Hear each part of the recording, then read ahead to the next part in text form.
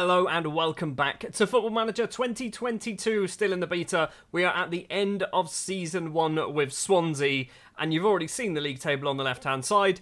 We are not getting a promotion or a playoff spot this season because basically we've been pretty bad in between episodes. Before we jump into today's episode, if you are enjoying these videos, do please consider hitting the like button, and if you're not subscribed to the channel, also consider subscribing as well. It will help me out massively. I've got a quick question for you. Now that the beta has been out for about a week, just over a week I think, what are your opinions on it if you are lucky enough to be able to play it? Personally, I'm enjoying it, but I would love to be able to actually score a lot more goals.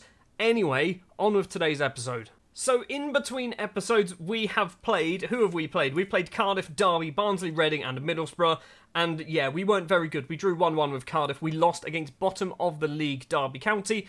Partially they're bottom because of their points deduction, but also they're not very good.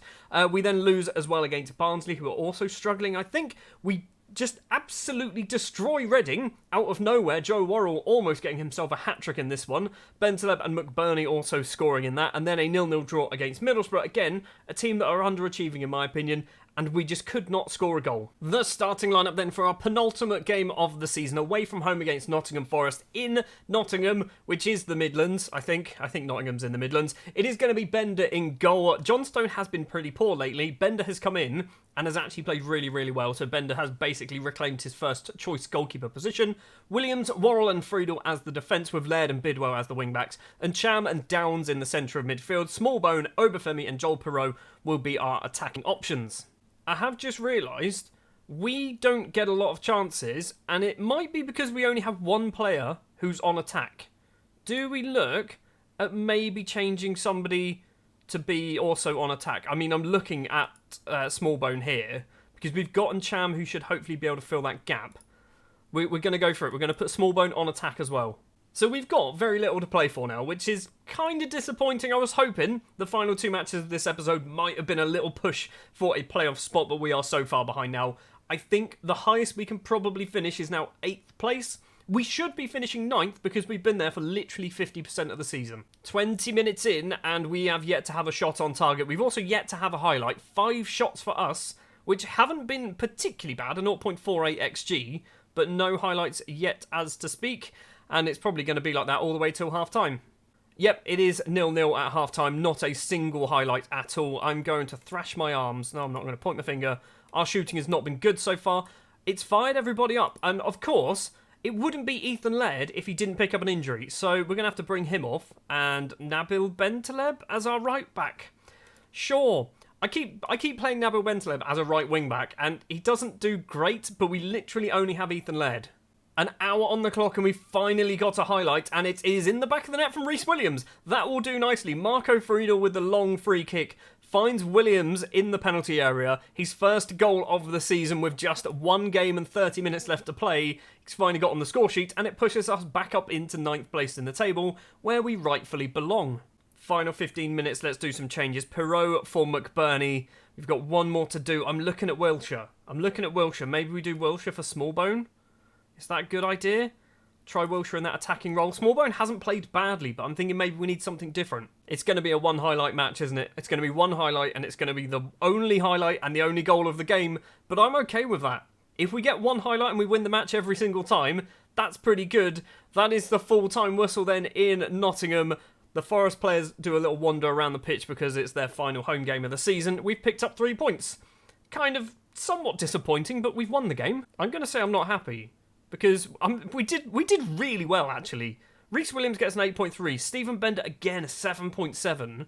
But we just didn't really do anything. Team secure playoff spots, which unfortunately is not us. Ethan Laird has picked up another injury. Let me just point out how bad Ethan Laird has been. I think that was the first injury he picked up. So, 1, 2, 3, 4, 5, 6, 7 injuries he has picked up in about 9 months. He's made of glass. It does say he is fairly susceptible to injuries. I would up that because he's getting them every single week at this rate. Let's go forward then. Final game of the season. QPR at home. I'm hoping for another 3 points. We're not quite at the final game of the season, but we've just had the Swansea City 2022 Scholars announced, which I guess these are just the players who have signed to our youth team from our youth intake, which I quite like this because clubs do this in real life. So Frankie Goldston and Brandon Brown are our elite talents. Goldston has actually elevated, that's the word, into an elite talent. Brandon Brown was already one. Madsen is a top talent. Kuma, Page, all top talents. And then a couple of good talents as well. That's our new intake, I guess. Let's go forward, play QPR. Our final starting 11 then for the last game of the season against QPR at the Liberty Stadium. It will be Bender keeping his place in goal. Williams, Worrell and Friedel at the back. Laird and Bidwell as the wing-backs. And Cham and Wiltshire in the middle. Smallbone will be just behind McBurney and Michael Obafemi, who I am going to try as a complete forward. I don't know whether it's going to work, but I'm hoping his pace is actually going to pay off.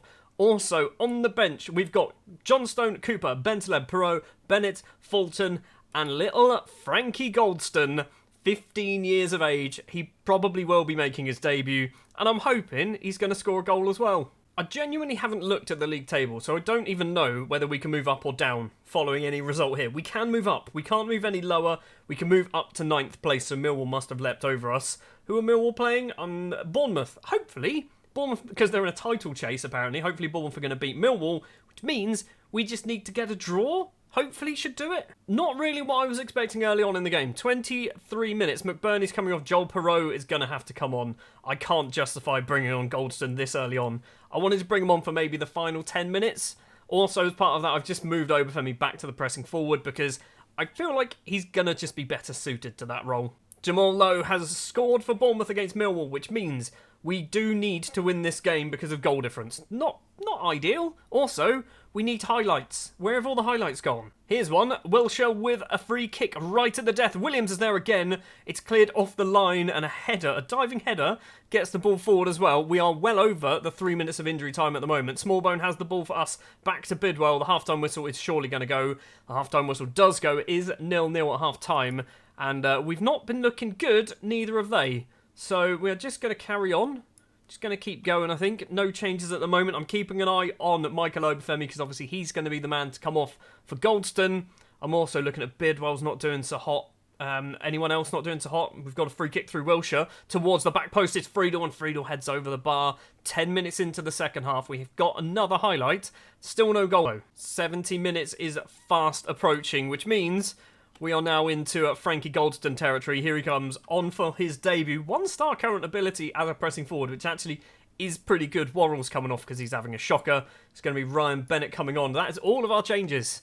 That is not ideal, is it? Joel Perot crosses the ball in. Smallbones there. Senny Dieng with a decent enough save from the Southampton loanee. Going to try and loan Smallbone back for another season because I think he's very useful for us. I still... Like, the jury's out on Ethan Laird. I don't know whether I want him for another year, or maybe we just try and get somebody who isn't always injured. Andre Gray's made it 1-0 to QPR, thanks to literally a counter-attack. Everything seems to be on counter-attacks. They've had one shot on target, and they're going to win the game 1-0. Really, game? That's what you're going to do? Oh, and of course Ethan Laird's picked up a knock, because it's Ethan Laird. I'm not bringing him back next year. What a very disappointing way to end the season. We had 18 shots. 9 on target, about 3 highlights in the entire match. I'm not happy with that. That was an embarrassment. In front of the home fans on the final game of the season, you just don't even put up a fight. McBurney has also picked up an injury for 8 to 11 weeks. We're going to just send him to the physio. No, send him to the specialist. Don't send him to the physio. I know it's the end of the season and all, but it would be nice to have him back early enough for pre-season. And of course, Ethan Laird, that's another injury to his name. He's not coming back. Annoyingly, to reloan Will Smallbone, it's going to cost me £4.1 million. I could pretty much buy him for almost all of that. We're going to scout him just to see what the rough price is going to be. I imagine it might be more than that. We've made it to our little awards ceremony then, the end of season review. New arrivals, there were a lot. Half of these weren't me, in my defence. A lot of these down here, I had nothing to do with. I think I came in at this point here. So, Juan Cruz didn't really play a lot, but he will be becoming a permanent signing in the summer. But we are losing quite a few players at the end of their contracts. Mika Hamilton definitely wasn't a mistake. They were happy with that. Smallbone, A+. A+ loan signing. McBurney, F. Yes. I mean, the board are extremely disappointed with the deal to sign him. You did it. I asked the board to sign Ollie McBurney and they went, okay, we'll do it. And then they're upset that they've done that. That's on you guys. That is on you. Flynn Downs, who I didn't sign. Flynn Downs is great. Flynn Downs is probably my favourite player, I think, in this Swansea team. Obafemi, 13 goals. I think he was our top goal scorer. Wilshire did all right, actually, didn't he? 26 appearances, 12 off the bench, 2 goals and 4 assists to his name. Bentaleb, who will be leaving, it's an A, and we're obviously picking up £2.4 million as well once he goes on his permanent deal. And Cham, we didn't do that, but again, good signing. Friedel, I did this. I was happy with Friedel. He had a good year. Did get sent off a few times, though. Johnstone, again, probably didn't need him because Bender's very good, but he's a decent goalkeeper. Ethan Laird, I can't terminate his loan. He's got 23 days left, it's fine. Dos Santos, he's also leaving. Didn't really do too much. Liam Walsh and Joe Worrell. Walsh is very good, but I just don't play him. He just doesn't fit in my system at the moment, so we just don't play Liam Walsh, which is kind of harsh. And Joe Worrell, again, my signing. He is the star arrival in the summer or in the January in the transfers. And a bunch of players out on loan as well, which we're not too fussed about. Final table, we finished 10th. It's not great, 10 points off the playoffs, which sounds pretty bad. But if you actually have a look, we had a very middling, like a constant just ups and downs. There was no clear patch of we won a lot of games here, we lost a lot of games here. We won some games, we drew some games, we lost some games. I guess our best run was from the 15th of September through to the 16th of October. But then, yeah, everything else, it's just like wins and draws and losses and wins and draws and losses all over the place. Consistency, I think that's what we need. Finances, I mean, everything's obviously gone up because we didn't have anything from last season. We've got some merchandise money, which is, I guess, good. When it says non-domestic sales, does that mean outside of Wales or outside of Great Britain or the UK? I'm not sure. Anyway, 385k there. And Cham, McBurney, Bentaleb, Giovanni and Obafemi. I mean, 2 of these aren't going to be here next season, so you've kind of wasted your money. Best 11, they have gone for the 5-2-1-2 tactical style clean slate. No, it was vertical tiki-taka, is what we played. Friedel, Williams, Worrell, Laird and Bidwell. I'm pretty sure this is what we just played in the last match, wasn't it? This exact lineup. Fair enough. And a whole load of awards as well, which you kind of have to expect. The big ones there, Obafemi top goal scorer, Joel Perreault 5 assists. This is our problem. We're not getting any assists from anywhere, which is why we're not scoring many goals. Joe Worrell gets 6 man of the match awards. Bender with an average rating of 7.2. Why did I buy Sam Johnstone? I feel like I didn't need him. Frankie Goldston, as we know, is the youngest player. Probably never be beaten. Nabil Bentaleb. Is that 9 yellow cards? Or is that 19? How many yellow cards did he get? 9 yellow cards. 7 in the league. 1 red as well. I mean, yeah, that's pretty bad. Budgets for next season. Not the most flattering when it comes to finances here. £1.23 million to spend. But I don't know how much of the Bentaleb money is going to go into this as well, because that's 2.4 million, which effectively could triple our transfer budget for next season. 400k wages as well. I'm going to try over the summer trim this squad down and then reinvest some money, reinvest in some loan players, get in some basically better footballers. Not that we've got bad ones, just improvements on what we've already got. Ethan Laird had 9 injuries all season. He missed 51% of the season through 9 different injuries. That's ridiculous. That's far too many injuries. Well, he's definitely not coming back. Before we end this episode, I just want to quickly point out this is our current contract situation at the end of the season. So leaving the club, Laird will obviously be leaving. Norton's going to be leaving, which gives us an extra £14,000 a week.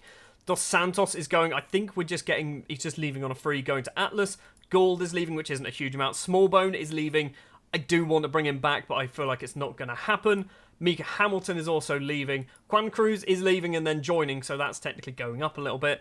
Bentaleb's going, which is £27,500 off the wage budget as well. So there is going to be, hopefully, a bit more cash to spend, but you're going to have to wait until next episode to find out where I am going to put that money, because right now I don't really know. Tell me in the comments where you think I should be spending this money, because I'm probably not going to have my January transfer window until after... January? Summer transfer window, that's the one, until after this episode's been released. So stick them down below. Thank you very much for watching episode 6? 7? Episode 7 maybe, of the Swansea Beta save. If you did enjoy, do please remember to leave a like. Hit the subscribe button if you're new to the channel. I'll be back next time with Season 2 of the Swansea Beta save. Thanks for watching.